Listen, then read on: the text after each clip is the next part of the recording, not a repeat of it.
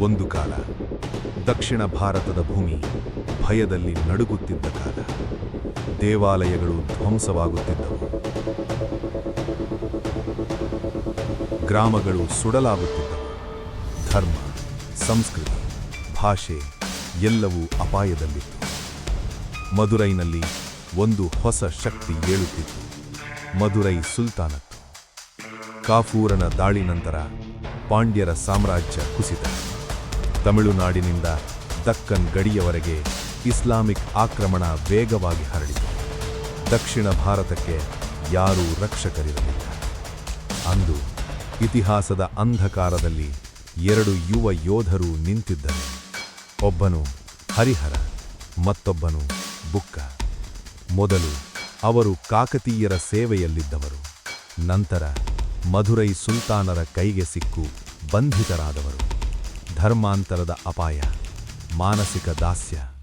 ಆದರೆ ಅವರ ಹೃದಯದಲ್ಲಿ ಒಂದೇ ಒಂದು ಬೆಂಕಿ, ಈ ಭೂಮಿಯನ್ನು ರಕ್ಷಿಸಬೇಕು. ಅವರನ್ನು ಮಾರ್ಗದರ್ಶಿಸಿದವರು ಒಬ್ಬ ಮಹಾನ್ ಸನ್ಯಾಸಿ, ವಿದ್ಯಾರಣ್ಯ ಸ್ವಾಮಿ. ಅವನು ಹೇಳಿದರು, ನೀವು ಕೇವಲ ಯೋಧರಲ್ಲ, ನೀವು ಒಂದು ಹೊಸ ಸಾಮ್ರಾಜ್ಯದ ಬೀಜ. ಅವರು ಪಲಾಯನ ಮಾಡಿದರು. ತುಂಗಭದ್ರೆಯ ತೀರದಲ್ಲಿ ಒಂದು ಹೊಸ ಕೋಟೆ ಕಟ್ಟಿದರು. ಹೆಸರು ವಿಜಯನಗರ. ಆದರೆ ಸಾಮ್ರಾಜ್ಯಕ್ಕೆ ಜನ್ಮ ಕೊಡಲು ಒಂದು ಯುದ್ಧ ಬೇಕಿತ್ತು. ಮೊದಲ ಶತ್ರು ಮಧುರೈ ಸುಲ್ತಾನತ್ತು. ಅವರ ಸೇನೆ ದಕ್ಷಿಣದಿಂದ ಉತ್ತರದತ್ತ ಮತ್ತೆ ಚಲಿಸುತ್ತಿತ್ತು. ದೇವಾಲಯಗಳು ಮತ್ತೆ ಅಪಾಯದಲ್ಲಿತ್ತು, ಗ್ರಾಮಗಳು ಮತ್ತೆ ಬೆಂಕಿಯಲ್ಲಿ ಸುಡುತ್ತಿದ್ದವು. ಅಲ್ಲಿ ಹರಿಹರ ಮತ್ತು ಬುಕ್ಕರು ಮೊದಲ ಬಾರಿ ಕತ್ತಿ ಎತ್ತಿದರು. ಇದು ಸಾಮಾನ್ಯ ಯುದ್ಧವಲ್ಲ, ಇದು ಧರ್ಮದ ರಕ್ಷಣೆಗಾಗಿ, ಸಂಸ್ಕೃತಿಯ ಉಳಿವಿಗಾಗಿ, ಭೂಮಿಯ ಗೌರವಕ್ಕಾಗಿ ನಡೆದ ಯುದ್ಧ. ತುಂಗಭದ್ರೆಯಿಂದ ಕಾವೇರಿಯವರೆಗೆ ಸೈನ್ಯ ಸಾಗಿತು. ಕೋಟೆ ಮೇಲೆ ಕೋಟೆ ಪುನಃ ವಶವಾಯಿತು. ಮಧುರೈ ಸುಲ್ತಾನರ ಸೇನೆ ಒಂದೊಂದೇ ಬಾರಿ ಹಿಂದುಮೆಟ್ಟಿತು. ಕೊನೆಗೆ ಮಧುರೈ ಸುಲ್ತಾನತ್ತು ಸೋಲನ್ನು ಒಪ್ಪಿಕೊಂಡಿತು. ದಕ್ಷಿಣ ಭಾರತ ಮತ್ತೆ ಸ್ವತಂತ್ರವಾಯಿತು. ಮತ್ತೆ ದೇವಾಲಯಗಳಲ್ಲಿ ಘಂಟೆಯ ಧ್ವನಿ ಕೇಳಿಸಿತು.